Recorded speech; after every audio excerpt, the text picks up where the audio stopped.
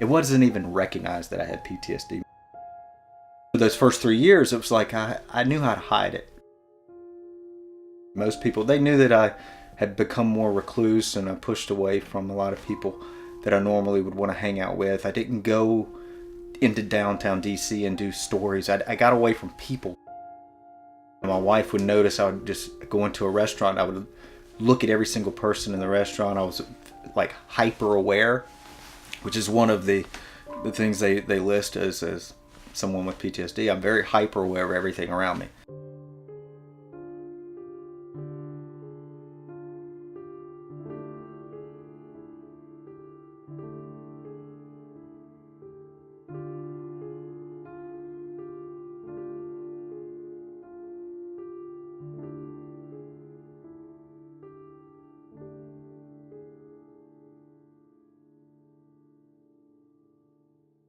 My driving got better because I knew what every single car on the road around me was going to do, was doing. You know, I was so aware of what everything was going on. I actually started driving. I mean, I avoided wrecks because I saw them coming.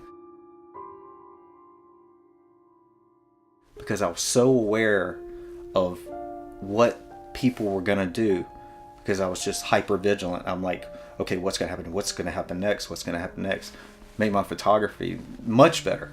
So those are all good things with PTSD in the first 3-4 years. When I moved back to DC in 2010 and started back with All Hands Magazine again, I was purposely doing stories on wounded warriors because that was like my self-therapy. I knew that if I could go around people that understood what I was dealing with, that I would be comfortable. My life was, to everyone else, seemed to be functioning as a normal person. But what people didn't know is I'm self-treating myself. I was going to the woods every other day. I would drive 45 minutes, it didn't matter what day it was, middle of the night, checking out trail cameras, going and doing my nature photography, because it was my happy place. It was a place where I could deal with all these other stresses in my head.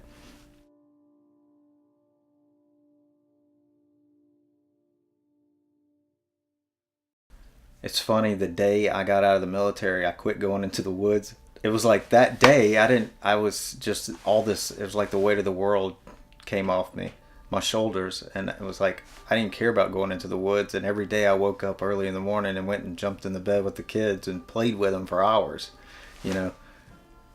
And it's just been huge. I mean, I haven't raged. My wife and I haven't argued.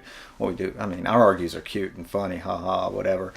And most people don't understand us, but not like it was. There isn't that when I get home from work knowing I have to drive all the way back and deal with those people. And it's not so much the people as it was the structure, not being a valid partner, part of the team. I didn't feel like I was part of the team, and that drives me crazy. Especially this last year, you know, dealing with PTSD.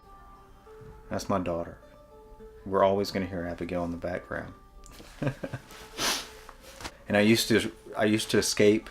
I call it escaping to the woods to, you know, find my peace, inner peace, relax. I mean, there's times that my breathing, I could feel my body just tensing up and the heart rate getting up. It comes on like I know my heart rate goes up fast, and it's just automatic. It's hot. My stomach tenses up. My entire body goes into a muscle spasm, like I'm just linked. I'm just like locked up.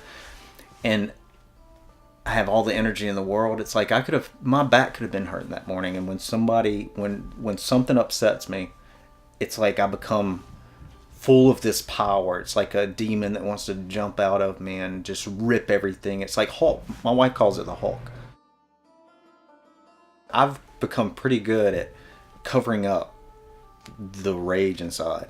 When I'm looking at people, I can, even though they know I'm frustrated or they know I'm mad, they have no idea the tight rage that I'm feeling. There's times where I just want to run, like pick somebody up and throw them through a window. And my body starts shaking and I get sweaty. And there's many times I've actually just gotten out of my seat wave at everybody, and walk right out the door. Just have to get outside to where I can breathe. I go out there and I think about work, but I'm thinking about work and I'm thinking about my future and I'm thinking about the things I want to do with my life, but I'm thinking about them in the most peaceful place so I can make clear decisions. My decision making when it's quiet or when I'm in nature becomes very clear. I make the right choices and I'm not acting on choices. When I'm at work and someone says da da da and they're ignorant and they're stupid and I'm like thinking it, I may not react to them and I get stressed and anxiety. But when I'm in nature and I can think it through, the next time I talk to someone that's being whatever, I know how to handle it because I've trained myself. It's like I go out and I train myself. Oh. And then I go through a lot of techniques with my creativity and my art. I mean, when I'm in nature, I'm thinking, okay, what if I was to take a camera and there? And what if I was to do this? And what about an image that no one's ever seen? And it's not like I care about anybody seeing it for me. What is an image I've never taken? You know, how can I challenge myself and my abilities to go further? So it's a constant hunt for greater inner self good creativity. It's like I'm always striving towards that. I'm always struggling towards that.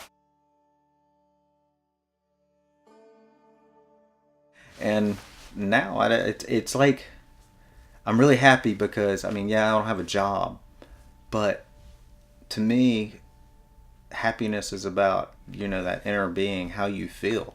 And the way I feel now, it's like the weight of the world's off my shoulders.